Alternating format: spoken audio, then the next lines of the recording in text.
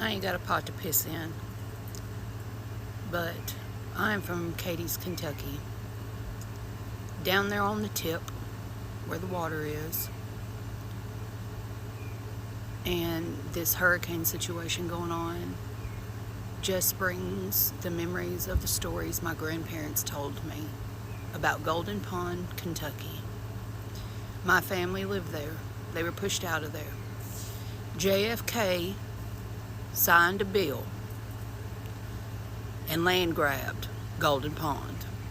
They wanted the land. So they pushed all the people out. More people didn't have anywhere to go. So they had to stay home. My grandparents told me that when the water had went down a little bit, it was just like Helene. The flooding, and it was just like Helene. Kentucky, on the hill I was raised on, there are still gullies so big that you got to cross. We used to play in the gullies. But the water come at such a force, it split the land. Split it. It's the craziest shit I've ever seen. And they said that after that water went down, they were able to go down there a little bit. And they saw people starve to death and dead on their roofs. They were pulling the bodies from the roofs because people had nowhere to go, and they had to get up on that roof to save themselves, and they starved to death. Back home, we do graveyard cleanings. It's your family, you know, all of them get together and they have dinner and all that stuff. And there was an unmarked grave. I was a little baby, not a little baby, but I was younger. And it was unmarked, and I didn't understand why it wasn't marked. So I had went to my mama, Lola Lane, and I asked her about that unmarked gravestone. And she said when they flooded them out, a mama had given birth during the stuff, and it put her newborn baby in a mason jar.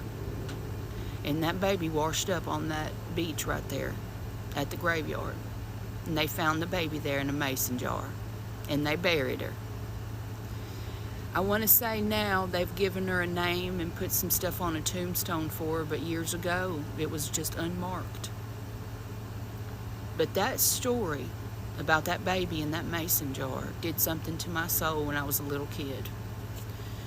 And I've always been in the Golden Pond, just wanting to know about it, wanting to hear stories about it. I was so mesmerized at how a president could do that to human beings.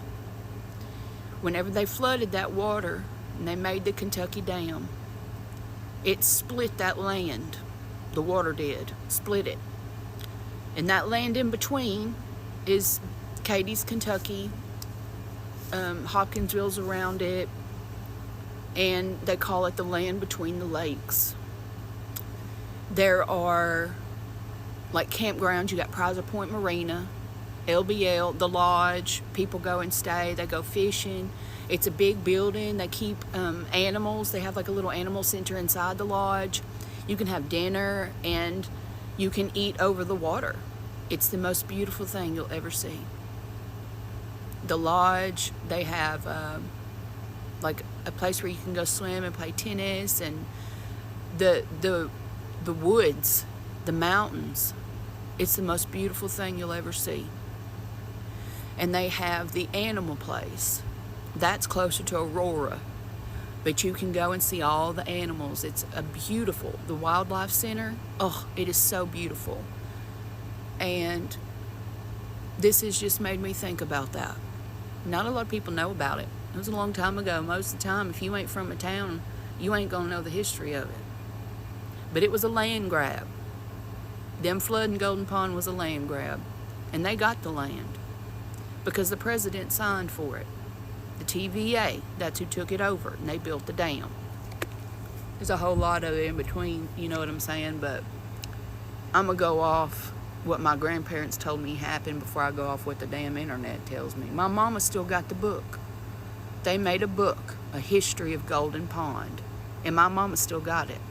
She takes real good care of it. She treats that thing almost like the Bible. But it just seeing, sometimes when you're from places you don't think that there's anywhere else in the world could be as pretty as where you're raised. I was raised on top of Siloam Hill my whole life. My family still owns it. My grandparents saw them loggers come in and they said, and they bought all of it. And I never thought there could be somewhere as pretty until this happened. And watching them mules and them horses walking through them trees. I even messaged my mom. I said, Mom, I never thought there'd be anywhere pretty as where we're from until I saw them mules walking through them hills. And to think that these some bitches wanted their land and just drowned them out. A lot of people don't understand the weather, and y'all think that hurricane came in and did all that. The dam broke. That's what happened. That's why them people were eating dinner. That's why them people was eating dinner and a wall of water and trees come and took them out.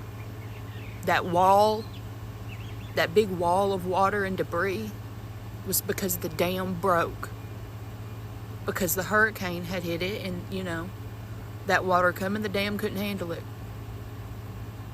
But y'all ain't gonna tell me that if y'all go look at that dam and investigate, y'all won't see stuff left behind because of somebody tampering with it. Ain't a damn soul. Because the second dam that it went through, she held up like a sumbitch. She held up like a sumbitch. She held that water back. She had a little bit of access on the side around, but she held up. Y'all need to be down there investigating.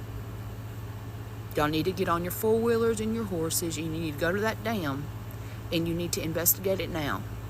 Because the second them some bitches get down there and they're able to remove shit, you'll never have the proof. You'll never have the proof. And for the people who are wanting to help and you're kind of twiddling your fingers, y'all need to load up and go help the people who are still at home. Because the second the government gets through them trees, they're going to be taking people's property. And people are going to need help. They're going to need help fighting for their land. So if anybody wants to help, y'all need to get a list of the people who are stuck at home. And y'all need to load up everything you got, and you need to go stay with them people. Because they're not going to be able to fight for their land by themselves. They're not. It's awful. I have never felt so helpless in my life. This has made me feel helpless. It is gut-wrenching to see. It's absolutely gut-wrenching to witness.